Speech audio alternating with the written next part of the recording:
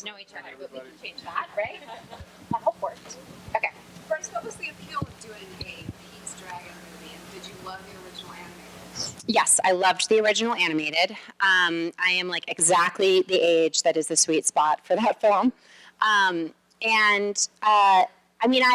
are actually many things that drew me to the project as a whole. A lot of the people involved I have a lot of respect for. David Lowery is a formidable filmmaker. Jim Whittaker, the producer in Disney, I've had a relationship with Jim for a very long time, and Disney as well. And so, that was a draw. But honestly, what drew me the most was the story, and I have children, and I'm extremely protective of my children and what they watch. And when I was reading it, I just felt absolutely transported, and my heart was moved, and I felt like, this is something that I would feel so proud to be a part of, because I think this is a wonderful story for children, and so yeah. You've worked in a wide range of genres. Right. What would you say is your favorite genre to work in? That's a good question. What's my favorite? There always needs to be something positive at the end. Like I love all genres. The only ones that are tricky for me is, and I don't think this is necessarily a genre, but the really kind of like dark films, like Miserable People Living Miserable Lives in Miserable Town, USA, like that. I would just feel sad the whole movie. But I think, if there's something redeeming, if there's something inspiring, if there's something lasting about the story that resonates on a deeper level, then it doesn't matter what genre it is. I just got to do a project that Joe Wright directed, and it's a dark comedy, but it's a comedy, and he kept calling it a drama, and I was like, it's a comedy, but so maybe it's not, but yeah, that was awesome. Well, I certainly hope so. I recently had a chat with him and reminded him of his age and reminded him of my age.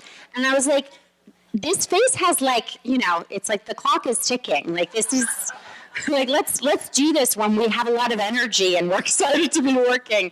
And I truly said that to him, and he was like, I know, I want to do something. I was like, it takes the average it takes to develop something to come to fruition in Hollywood is 7 years.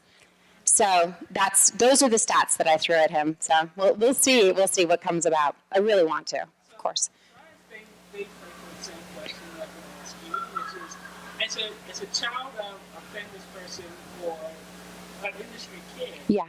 How do you balance that you want to be your own person, but you also want to acknowledge where you came from? And at what point in your career do you go, this epic?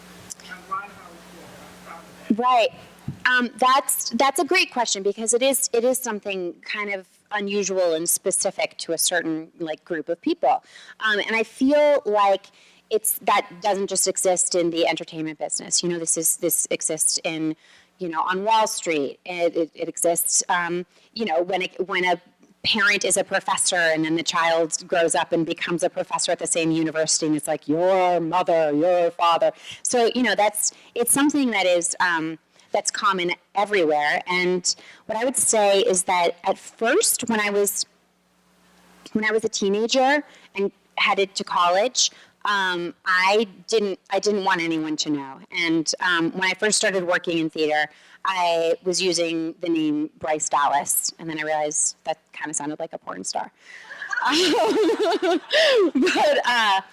But I also realized, actually, my parents had a talk with me where they were just like, just so we're clear, are you ashamed?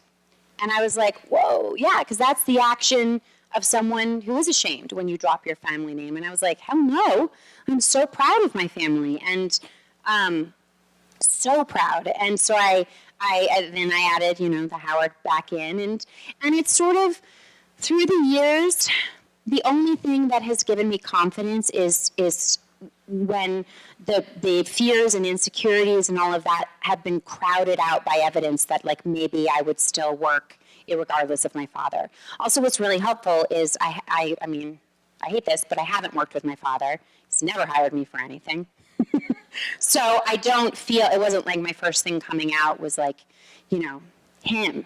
He was shocked when when M. Night Shyamalan cast me in The Village. He was like, what? You haven't done anything. I was like, thank you, Dad. So, oh no, that's it. I'm so sorry I talked so long.